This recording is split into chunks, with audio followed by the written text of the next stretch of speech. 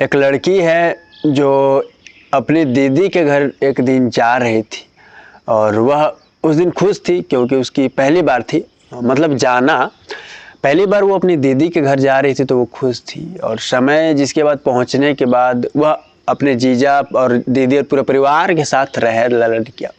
समय बीता था दोस्तों। और बता दूं आगे चलकर उस लड़की ने साली कल्पना नहीं किया होगा, मतलब कभी सोचा नहीं होगा कि मेरे साथ ऐसा अंजाम दे दिया जाएगा। और यहाँ मैं बता दूं लड़की ने कभी ऐसा नहीं सोचा होगा, लेकिन आगे चलकर एक समय ऐसा आवेला कि लड़का मजबूर हो जाते लड़की मजबूर हो जाती जीजा के सामने गिड़गिड़ाने पे।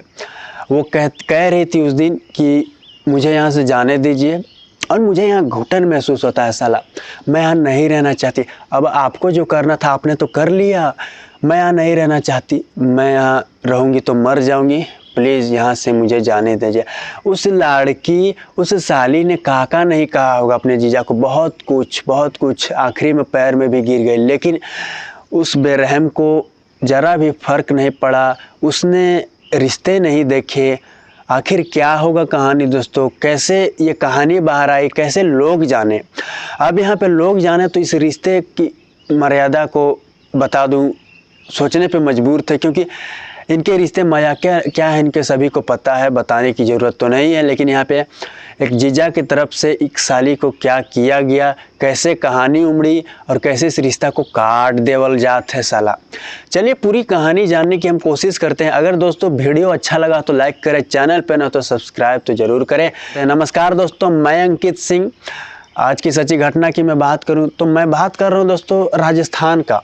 जी, राजस्थान का जिला, मैं चूरू जिला की बात कर रहा हूँ। यह घटना दोस्तों वो साल 2022 का वो साल है। साल 2022 का वो साल था जहाँ आपको बता दूँ एक घर की रहने वाली एक लड़की है। उस वक्त उस लड़की की उम्र 17 बरस होगी और उस लड़की के नाम जहाँ निशा बताया गया है दोस्तों। और बता दूँ ना तो उस लड़की का इस दुनिया में एक पिता और एक बड़ी दीदी के अलावा कोई नहीं। तो उस वक्त दोस्तों साल 2020 में ही उसकी बड़ी दीदी का शादी हो गया था।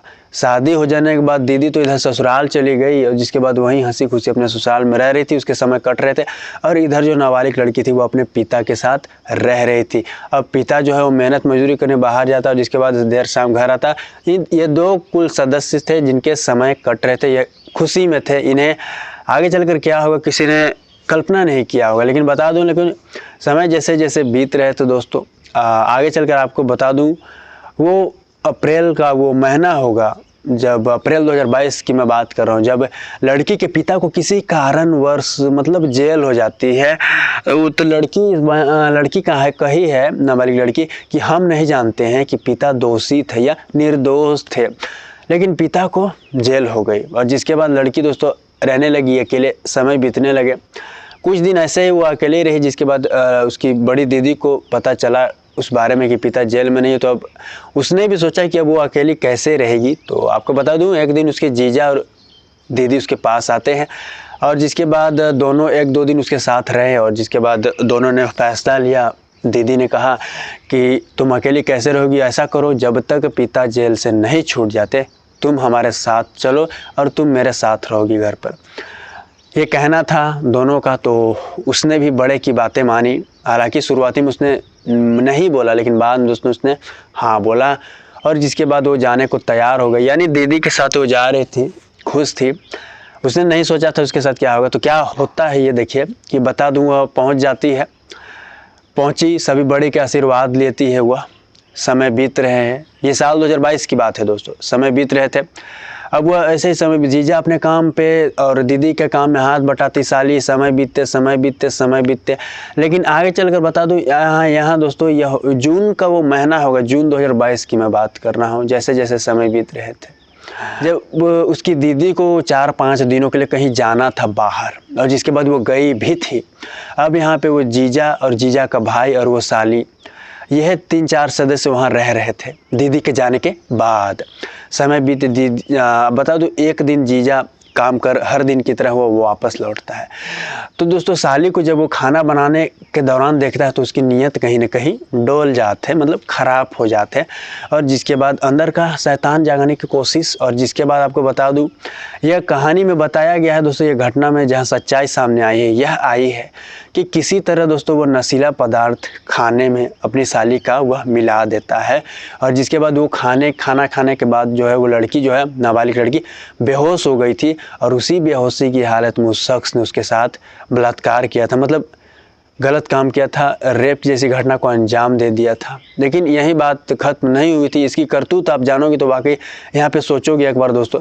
समय बीत रहे थे और जैसे ही बता दो कुछ घंटे बाद जब लड़की को होश आया तो उसके तन पर एक भी कपड़ा नहीं था।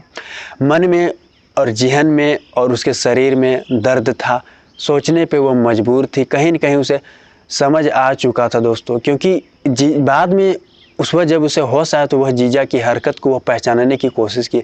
उसे पहले शक था लेकिन बाद में जीजा की हरकत पर उसे यकीन आ गया, और जिसके बाद वो डायरेक्ट अपने जीजा के पास जाती है और कहती है कि आपने मेरे साथ गलत किया है, आपने मेरे साथ ऐसा क्यों किया। तो दोस्तों यहाँ बता दूँ जीजा ने न सिर्फ यहाँ गलत किया था बल्कि उसके भाई ने भी गलत किया था।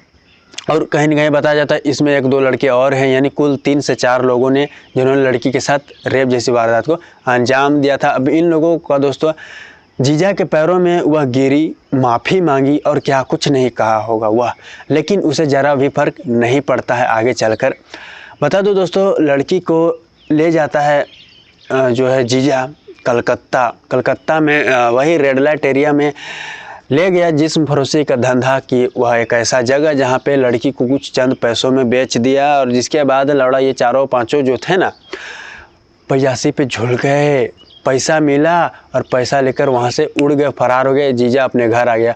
अब यहाँ बारी थी तो दोस्तों उसकी दीदी की एंट्री की, तो दीदी भी अपने समय पे काम ख़त्म करके आ जाती है। और जिसके बाद वो अपनी बड़ी मतलब छोटी बहन के बारे में पूछती है कि कहाँ है मेरी बहन। तो जीजा का कहना था अरे मैंने उसे बहुत रोकने का कोशिश किया लेकिन नहीं रुका, कहाँ करे, ये कहना था लेकिन कहाँ कहेगा।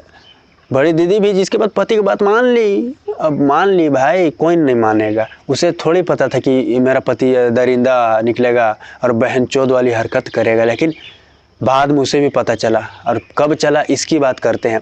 बता दो अब आपको पता तो कुछ दिन बाद जो है ना पिता भी जेल से छूट जाता है। जब पिता जेल से छूटा तो सबसे पहले उसने अपनी बड़ी बेटी से कांटेक्ट किया।